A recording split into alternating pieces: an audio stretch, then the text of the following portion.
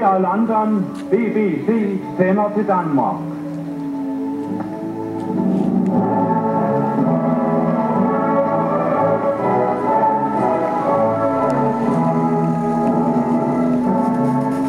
De hører os i 19 meter båndet, og 2 bølgelængder i 31 meter båndet, i 41 meter båndet og på 1500 meter. Sammenbruddet i Nordtyskland er komplet. Englænderne rapporteres ved den danske grænse. Kiel og Flensborg er erklæret for åbne byer. Fangetallet er så stort, at det er umuligt at tælle endnu. Danmarks Frihedsråd har opfordret til disciplin i de sidste timer inden befrielsen. Admiral Dönitz har haft samtaler i Danmark med de tyske myndigheder fra Norge og Danmark og har drøftet den fremtidige kurs i begge lande. Øst- og vestallierede styrker er nu sammensvejset over en strækning på 160 km, og næsten hele Tyskland er rendt over ende. Sydpå har tropper af den 7. amerikanske armé passeret Brennerpassen til Italien og har forenet sig med feltmarskal Alexanders styrker.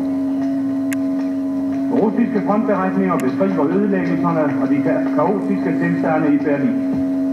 Allierede korrespondenter beskriver den mindeværdige masseovergivelse i Nordtyskland. Vi begynder med krigsnyhederne om Danmark, derefter Frihedsrådets proklamationer, de udenlandske nyheder i øvrigt, en skildring af forholdene i Danmark og en beretning om det tyske sammenbrud i Nordtyskland. Der foreligger endnu ikke nogen officiel meddelelse fra engelsk side om, hvor langt Montgomerys styrker er nået op i Jylland.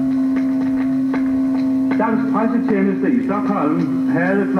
13 direkte kontakt med København, og på dette tidspunkt havde Montgomerys arméer endnu ikke passeret grænsen. Det meddeles, at de allierede styrker tidligt i morges startede deres fremrykning fra Slesvig på vej mod den danske grænse. En panserkolonne nåede i nat byen Heide på den sønderjyske vestkyst, 24 km syd for Tønder. I de senest indløbende allierede frontberetninger hedder det, at situationen er så forvirret, at der ikke er nogen officielle nyheder om, hvor langt de britiske tropper er nået. Dansk pressetjeneste meddeler videre i sit telegram kl. 13. Store menneskemængder samler sig nær grænsen, alle skoler er lukket, alle mødearrangementer udsat, og hele befolkningen venter utålmodigt for at give Montgomerys ørkenrotter en hjertelig velkomst. Der er i Danmark en tiltagende følelse af, at der forhandles mellem den britiske armé og Dönitz og Best, og at der vil blive afsluttet en aftale om overgivelse. Denne formodning støttes af den kendsgerning, at tyskerne har erklæret Kiel og Flensborg på åbne byer.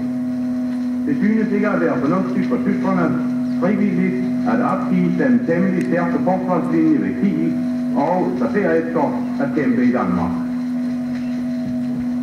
Der er stor nervøsitet blandt de tyske tropper. Nogle steder ser det ud, som om de er ved at forberede sig til kamp.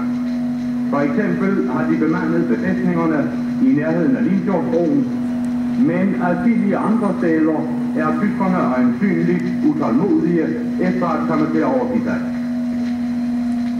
Den svenske presse har bragt for lyden om, at russiske faldskærmstropper skulle være landsat i Dyrehaven nord for København, og i dag gik der rygter i Danmark om, at russiske tropper var gået i land på Falster.